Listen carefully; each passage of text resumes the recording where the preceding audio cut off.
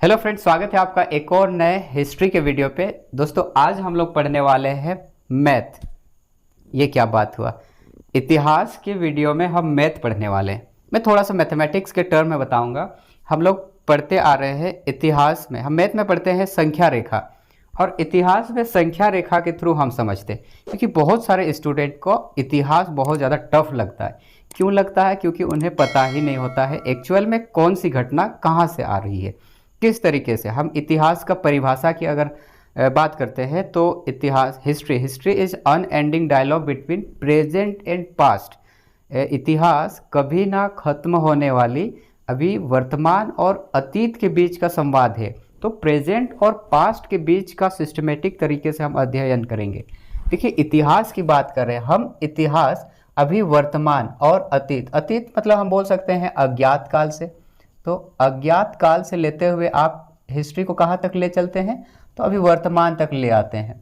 तो वर्तमान और अतीत, अज्ञात काल, इनके बीच का हम एक सिस्टमैटिक तरीके से अध्ययन करते हैं, एक सीरियली करते हैं, और संख्या रेखा के थ्रू समझेंगे इसका कालक्रम को। तो अज्ञात काल हम यहाँ से समझ सकते हैं। यहाँ पर लिख रहे हैं, मान लीजिए अज्ञात काल, ये हो गया अज्ञात काल।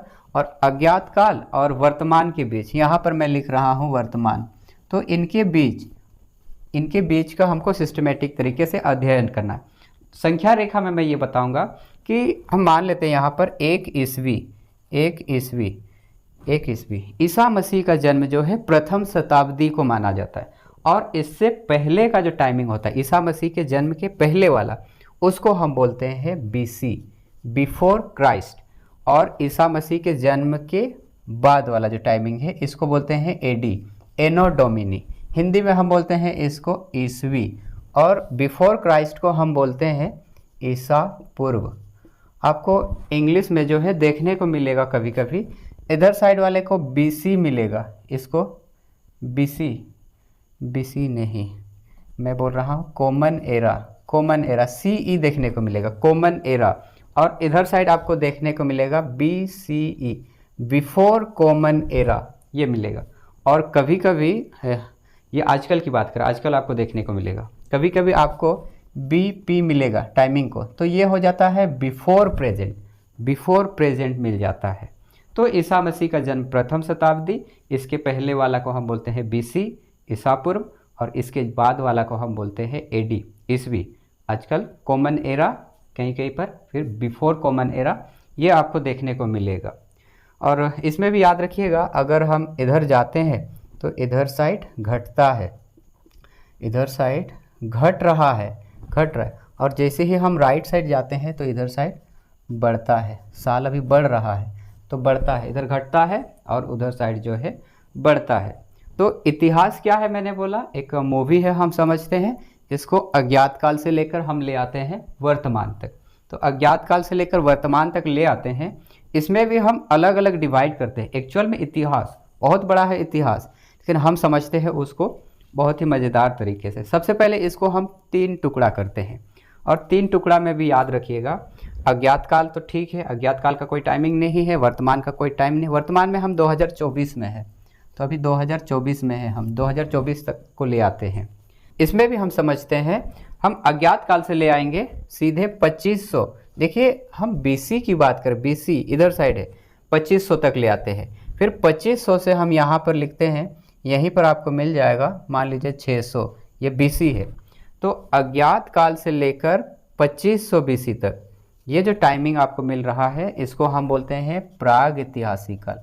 प्रागैतिहासिक काल, ये जो प्रागैतिहासिक काल है, इसी को ही बोला जाता है पाषाण काल। प्रागैतिहासिक काल को ही बोला जाता है पाषाण काल। और 2500 से लेकर 600 BC तक का जो टाइमिंग है, इस टाइमिंग को बोला जाता है आद्यैतिहासिक काल। आद्यैतिहासिक काल। और 600 BC से लेकर हम अभी वर्तमान तक हम बात कर रहे हैं, वर्तमान वाला, इसको हम बात करते हैं ऐतिहासिक काल। देखिए, हम इतिहास पढ़ रहे हैं, और इतिहास में टाइमिंग को लेकर बहुत ज़्यादा इतिहासकारों का मतभेद रहता है। तो कुछ ना कुछ अंतर, कुछ ना कुछ डिफरेंस देखने को मिलता है, उसी के अनुसार ही हम इसको डिवाइड करते हैं। प्रागैतिहासिक काल और आद्यैतिहासिक काल, इनके टाइमिंग में थोड़ा सा कुछ ना कुछ अंतर हम देखते हैं, जिस कारण से हम प्रागैतिहासिक काल से आद्यैतिहासिक काल में आए, फिर आद्यैतिहासिक काल से फिर ऐतिहासिक में। उसमें मैंने बोला कि मतभेद है, तो एक बेसिक आप समझ सकते हैं इसके थ्रू। तो अज्ञात काल से लेकर 2500 तक हो गया प्रागैतिहासिक काल, पाषाण काल कहते हैं। इसे पाषाण काल इसीलिए कहा जाता है क्योंकि इस काल में पत्थरों के जो है औजारों का यूज, पत्थरों का यूज किया जाता था, पत्थर का औजार के रूप में भी। और जो मतलब मोस्ट इम्पोर्टेंट अगर हम बात करें इनके अंतरों को, तो प्रागैतिहासिक काल उस काल को कहते हैं जिस काल में कोई लिखित साक्ष्य, लिखित जो साक्ष्य है, लिखित साक्ष्य आपको मिला ही नहीं। अब मिला ही नहीं तो पढ़ कैसे सकते हैं, लेकिन यहाँ पर लिखित वाला साक्ष्य मिला है, लिखित साक्ष्य मिला है, लेकिन हम उसको पढ़ नहीं सकते हैं, यहाँ आद्यैतिहासिक वाला। जबकि ऐतिहासिक वाला में इसके लिखित साक्ष्य मिले भी हैं और हम उनको पढ़ भी सकते हैं। अब इसके अंदर क्या क्या पढ़ेंगे वो चीज़ हम लोग समझेंगे। अज्ञात काल हो गया हम लोग का, अज्ञात काल से 2500 तक हो गया प्रागैतिहासिक काल। इसको भी हम और अंदर डीपली हम स्टडी करते हैं। इसको जब हम अंदर जाते हैं तो अज्ञात काल से लेकर, यहाँ मैंने लिखा, इस जगह लिखा 8000 और फिर यहाँ पर लिखा 4000, एक बेस हम समझ सकते हैं, इसके थ्रू पढ़ेंगे। अज्ञात काल से लेकर 8000 तक का जो टाइमिंग है, इस टाइमिंग देखिए, ये पाषाण काल है, इसको हम बोलने वाले हैं पूर्व पाषाण काल। फिर यहाँ बीच वाला है तो इसको हम बोलने वाले हैं मध्य पाषाण काल, पूर्व पाषाण काल, मध्य पाषाण काल। और 4000 से 2500 वाला हो गया नव पाषाण काल। देखिए इनके भी टाइमिंग में, इनके ये जो काल है, इन काल में भी अंतर है, कहीं ना कहीं इससे थोड़ा ज़्यादा डेवलप्ड हो गया तो हम मध्य पाषाण काल बोलते हैं।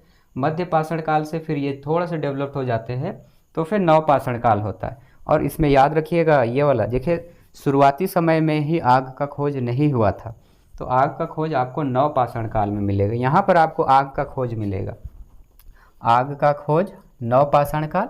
और जो कृषि है, कृषि का विधिवत जो मतलब एक सिस्टमेटिक तरीके से कृषि किया गया भी ये नव पाषाण काल वाला में।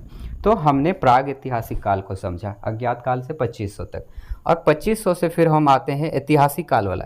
इसके अंदर भी अगर हम डिवाइड करते हैं तो हम यहाँ पर तोड़ रहे हैं 2500 से, या 1500, और 1500 से फिर वापस आते हैं यहाँ पर, यहाँ 600 वाला। तो 2500 मैंने बोला जो आद्य ऐतिहासिक काल में लिखित साक्ष्य मिले हैं लेकिन हम उनको पढ़ नहीं सकते।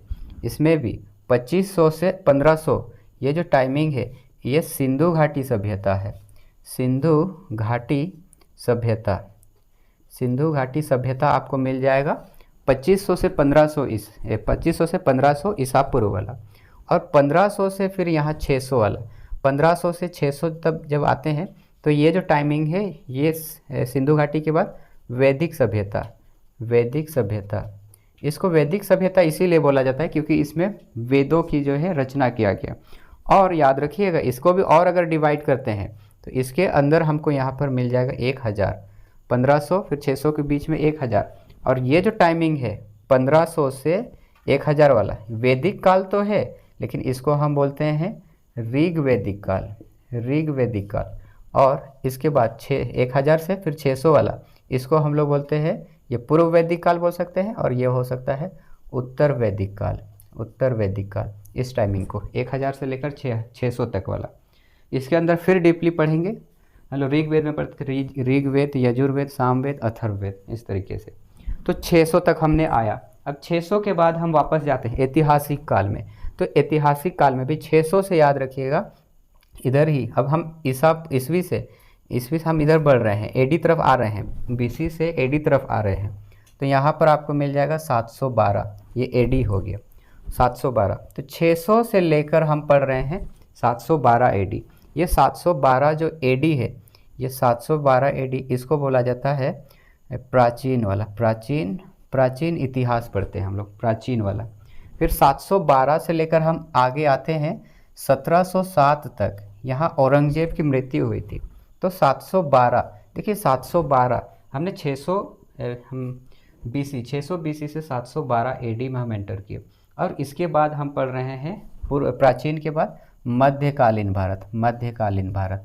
इनमें याद रखिएगा जो मध्यकालीन भारत का इतिहास है वो विदेशी आक्रमण से स्टार्ट होता है, और विदेशी आक्रमण 712 के करीब हम देखते हैं। इसी में अरबों का आक्रमण देखते हैं, तुर्कों का आक्रमण, मोहम्मद बिन कासिम, मोहम्मद बिन तुगलक नहीं, मोहम्मद गौरी के बारे में पढ़ेंगे, मोहम्मद बिन कासिम, मोहम्मद गजनवी, गौरी, ये सब हम पढ़ने वाले। तो मध्यकालीन भारत का इतिहास विदेशी आक्रमण से स्टार्ट हो गया, 1707 तक हम पढ़ते हैं।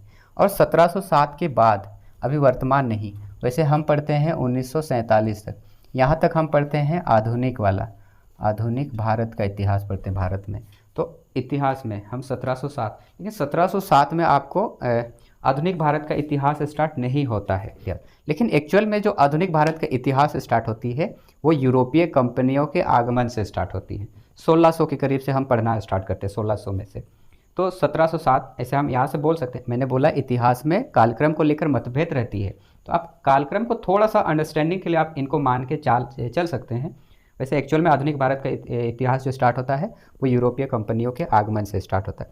और स्वतंत्रता के पश्चात का जो भारत है वो हम लोग यहाँ पर पढ़ते हैं। तो मैंने बोला कि जो इतिहास है वो एक मूवी है जो कि हमको लाना है अज्ञात काल से लेकर अभी वर्तमान तक, और अज्ञात काल से लेकर हम वर्तमान तक ले आए। आप इनको याद कर लीजिएगा, इनको याद कर लीजिएगा बिल्कुल पूरी तरीके से, और इसके अंदर जो हमको डीपली स्टडी करना पड़ता है तो चीज़ें समझने में हमको ईजी होती है। तो हमने बोला अज्ञात काल से लेकर 2500 तक, ये वाला जो टाइमिंग है ये टाइमिंग हो गया प्रागैतिहासिक काल। फिर इसके बाद आदि ऐतिहासिक काल वाला 2500 से लेकर हम कहाँ तक ले आए, 600 तक ले आए। फिर 600 से लेकर जो हम इधर पढ़ रहे हैं वो ऐतिहासिक वाला प्रागैतिहासिक काल, जिसके लिखित साक्ष्य प्राप्त नहीं हुए हैं, मिले ही नहीं हैं, तो पढ़ कहाँ से सकते हैं, या मिले हैं लेकिन इनको जो है पढ़ा नहीं जा सकता है। सिंधु घाटी सभ्यता, वैदिक वेद, इसमें हम पढ़ नहीं सकते। जबकि इधर वाला का हम लिखित साक्ष्य भी मिले हैं और उनको हम पढ़ भी सकते हैं। तो ये हम बेसिक जो है एक संख्या रेखा के थ्रू, संख्या रेखा नहीं, एक रेखा के थ्रू हम इतिहास को समझे।